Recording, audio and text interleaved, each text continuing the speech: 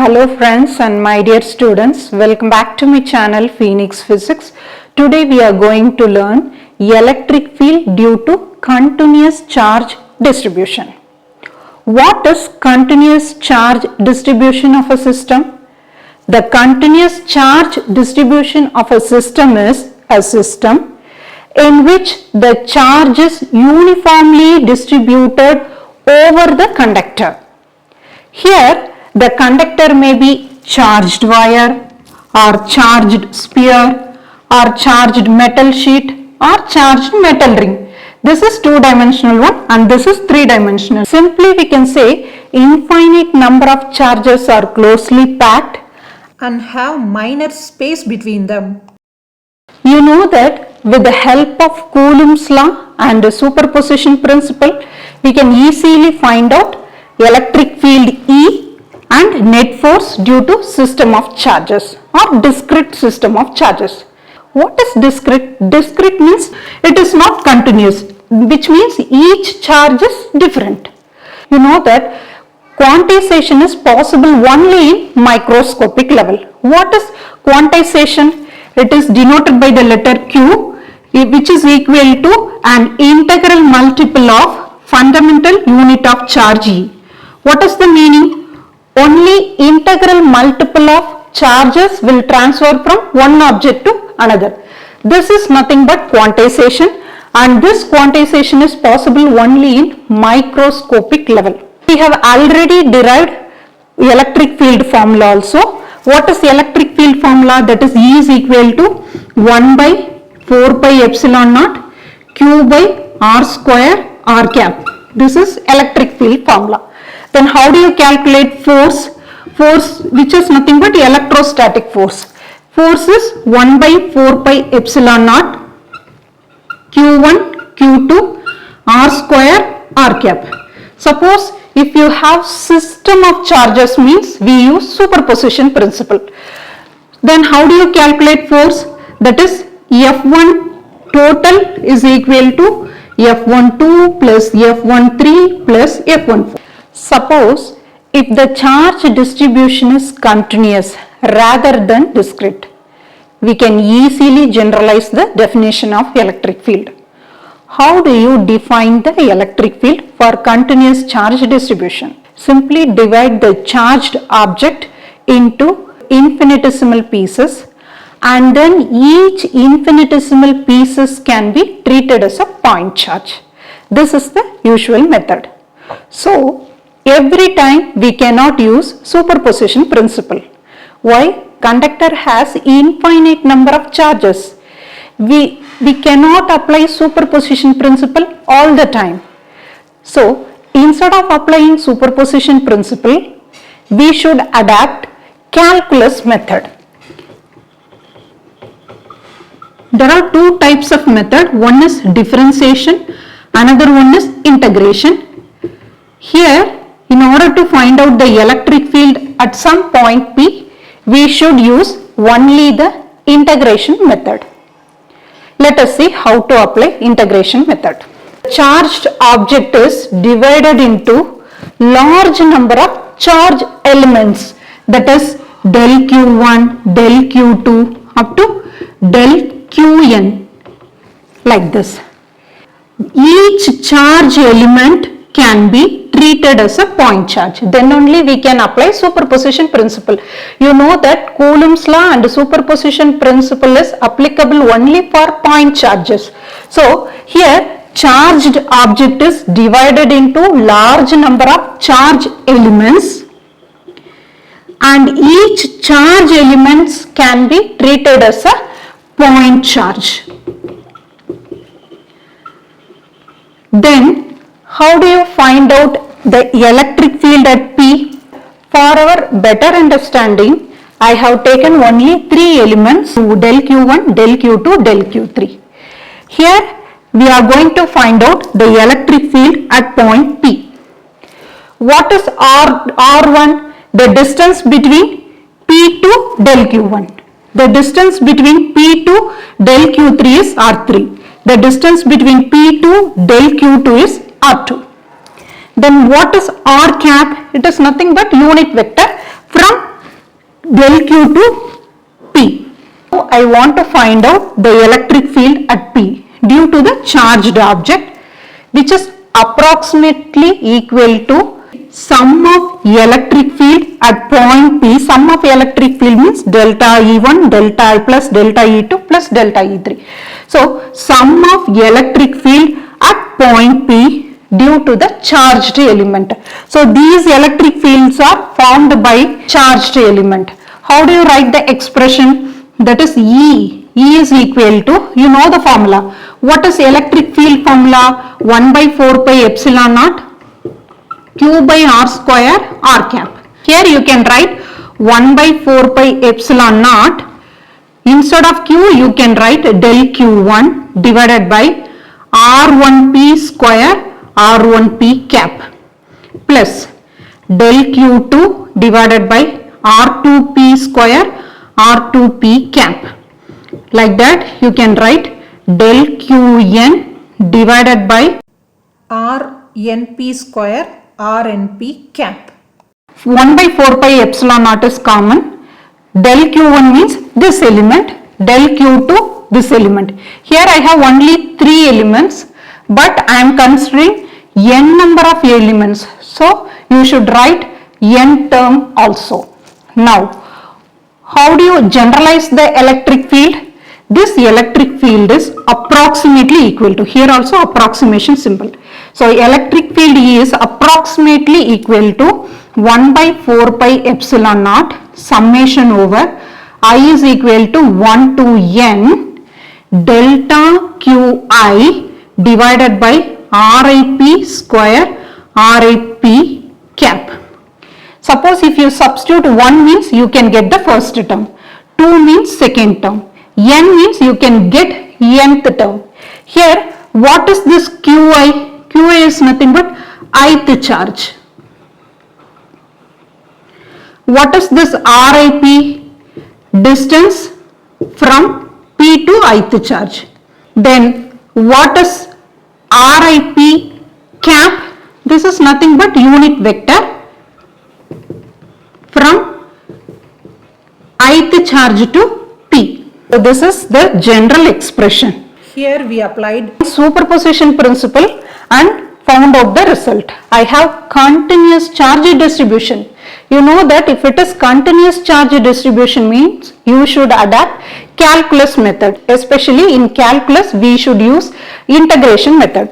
So for continuous charge distribution you should apply the limit. What is the limit? Limit del Q tends to 0 means you can write dq. Summation becomes an integration.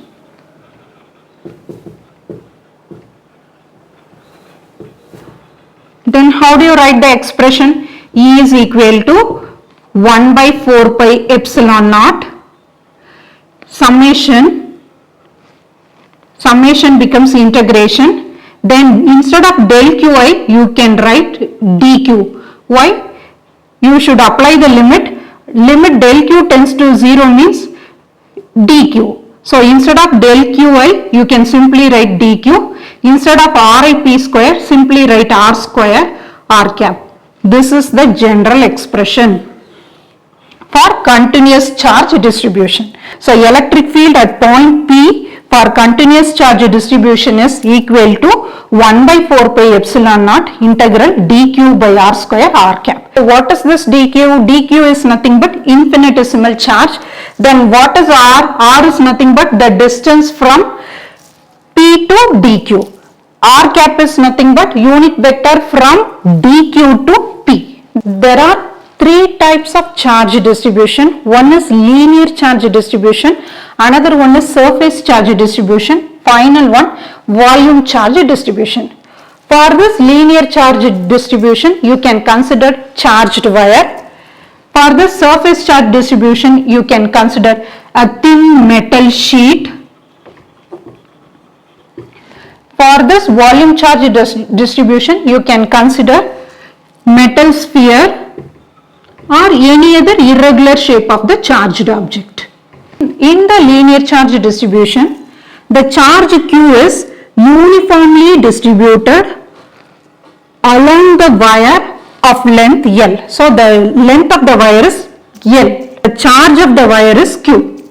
Now how do you calculate linear charge density? It is denoted by the letter lambda. So it is nothing but charge per unit length. So charge means Q, unit length means L. Then what is the unit of linear charge density? For Q, unit is coulomb, for L, unit is meter. So unit is nothing but coulomb meter power minus 1.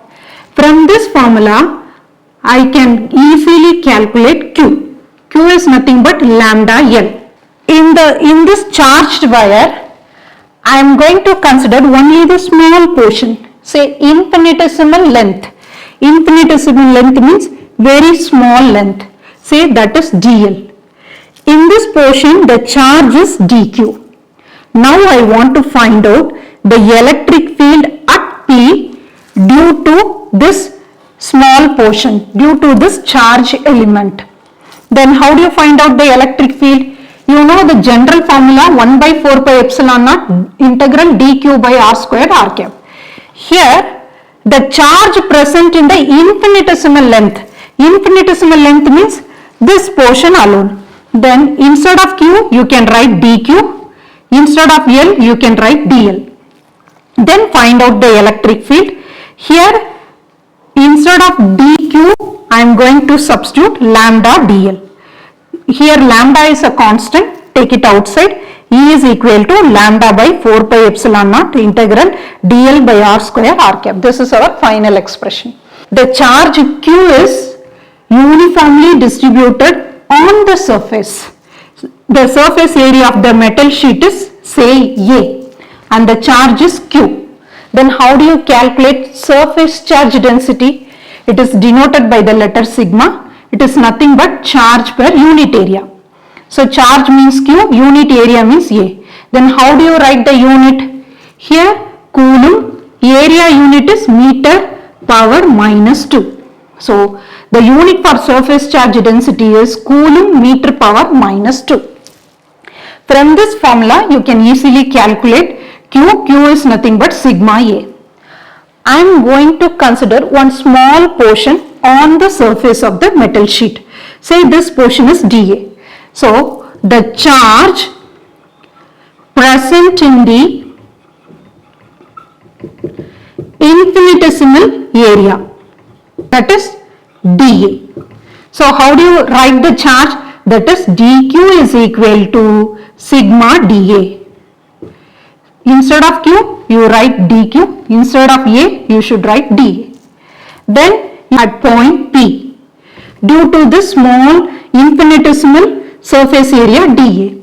So E can be written as 1 by 4 pi epsilon naught integral, instead of dq you can write sigma dA divided by r square r cap.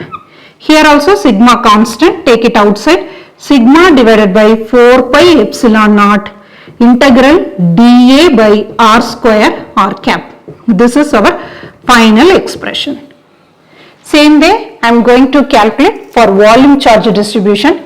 Here also the charge Q is uniformly distributed. The volume charge density is denoted by the letter rho. It is nothing but charge per unit volume,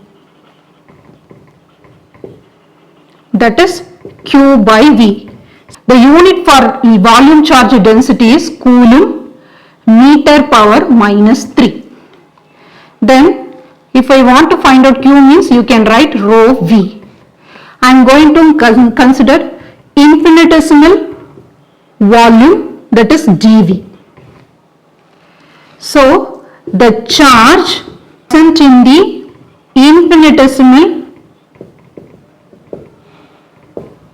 volume element, that is dq is equal to rho dV. dq is equal to, here the charge is dq. So dq is equal to rho dV. Now I want to find out the electric field at point P due to this volume element dV. Here r cap is the unit vector from dq to P.